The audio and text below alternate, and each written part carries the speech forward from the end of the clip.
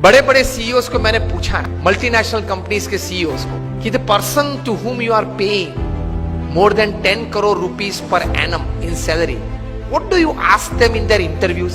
तो एक बड़े मल्टीनेशनल कंपनी के सीईओ ने मुझे पूछा था कि Swami, this is the first time I am asked this, कभी हमने ये नहीं सोचा था। मैंने बोला कि क्योंकि कई एग्जीक्यूटिव्स हैं, उनकी एनुअल तनख्वाह है 50 करोड़ 100 करोड़। मैं जागृत अवस्था में बोल रहा हूँ। ये बहुत बड़ी सॉफ्टवेयर बनाने वाली कंपनी है, ऑरेकल कंपनी है। आप नेट पे जाके ऑरेकल खोलना, एलिसन नाम डालना और उनकी तनख्वाह आप देखना। पिछले 5 साल की उनकी एवरेज तनख्वाह है $400 million per year. Silence. $400 million, $1 million मतलब 65 करोड़ गिन लो, चलो राउंड फिगर 70 करोड़ गिन लो। $1 million is $10 lakh is 7 crore rupees. So 400 million is 2800 crore rupees per annum salary. अब देख लेना, मैं नाम देता हूं, Allison, ELLISON, he is the CEO of Oracle. आप नाम देख लेना।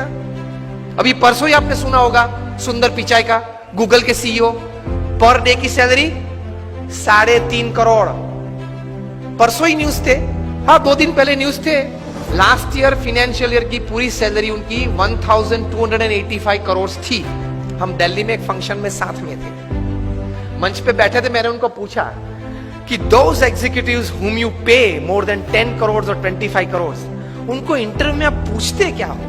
क्योंकि उनके पास डिग्रीज तो एक्स्ट्रा ऑर्डिनरी है। He is a double MBA from LSE और हार्वर्ड। एकेडमिक्स तो पूछना नहीं है। इतनी बड़ी तनख्वाह देते हो तो वो 10-15 साल का अनुभव तो है उसको। 10-15 साल में उसने 50,000 करोड़ 1 लाख करोड़ मैनेज किए हैं, हर साल टर्नओवर किया है। ऐसी कंपनीज में ही बड़ी बड़ी पोजीशंस में वे रहे हैं। तो उनको नेटवर्किंग में पूछना नहीं है, एडमिनिस्ट्रेशन में पूछना नहीं है, HR में पूछना नहीं है, मैनेजमेंट में पूछना नहीं है, ग्रोथ के बारे में आपकी क्या सोच है वो पूछना नहीं है। आप पूछते क्या हो उनको इंटरव्यू? उन्होंने मुझे एक बहुत अच्छी बात बताई कि स्वामी जी, इन कक्षा के लोगों को जिनको हम ये प्रकार की तनख्वाह देते हैं, उनको इंटरव्यू में एक ही प्रश्न पूछते हैं। I was like very surprised. मैंने बोला एक ही प्रश्न पूछते हो? कहाँ?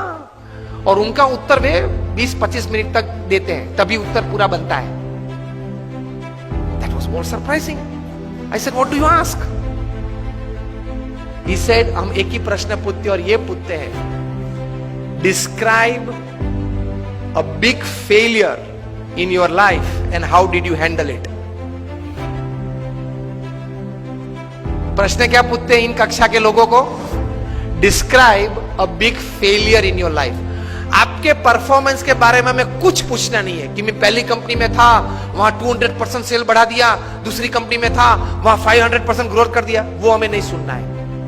वो था आप लोग सब जो यहां बैठे हो, जो इंटरव्यू वाले देने आए हो, जिनको हम ये तनख्वाह देने वाले, सबके पास ऐसी परफॉर्मेंस स्टोरीज है, ये कॉमन है, ये हमको नहीं पूछना है। पूछना क्या है? Describe a big failure of your life and how did you handle it. Simple. Performance से आपका कैलिबर का टेस्टिंग नहीं होता। वो तो किसी को भी चांस मिल जाता है, प्लेटफॉर्म मिल जाता है तो कूद लेता है।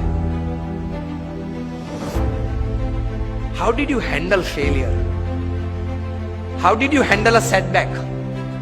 How did you handle a fall in your life? That is important. क्योंकि अब रूटीन में जब हमारी अगर हमने आपको हायर कर लिया, रूटीन में हमारी कंपनी चलती होगी, तो आप तो अच्छा परफॉर्मेंस दिखाई नहीं वाले हो। लेकिन कंपनी में अगर बड़ी आफत आ गई तो आप क्या करोगे वो बताओ। बाकी तो आपकी जगह और कोई भी ये कंपनी चला लेगा। Isn't it a very important question?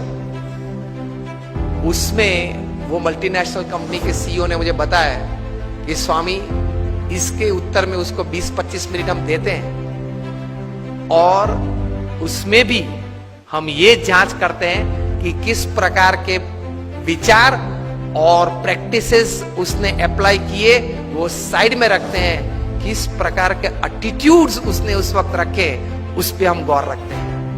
What we see in his answer is not what he thought during failure, not practicals what he applied to come out of that failure.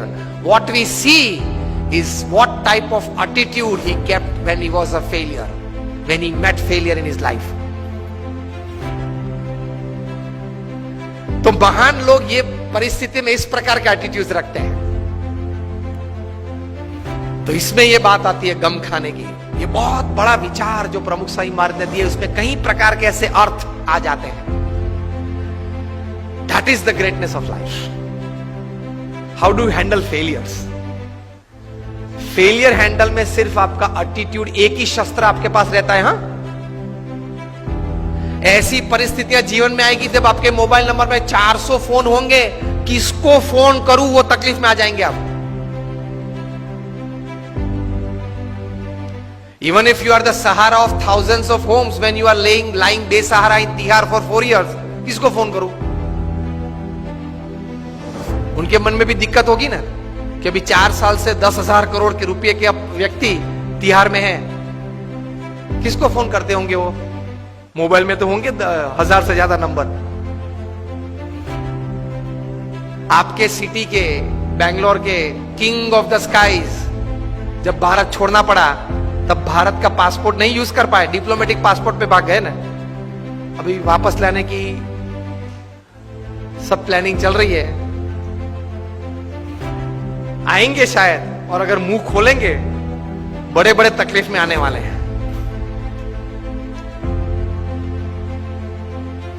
तो failures जब आते हैं तब attitudes किस प्रकार का रखते हैं, that is very important in life. Blame game चालू हो जाती है। तो ये व्यक्तिगत जीवन में है। तीसरा एक बात कार्य दृष्टि से,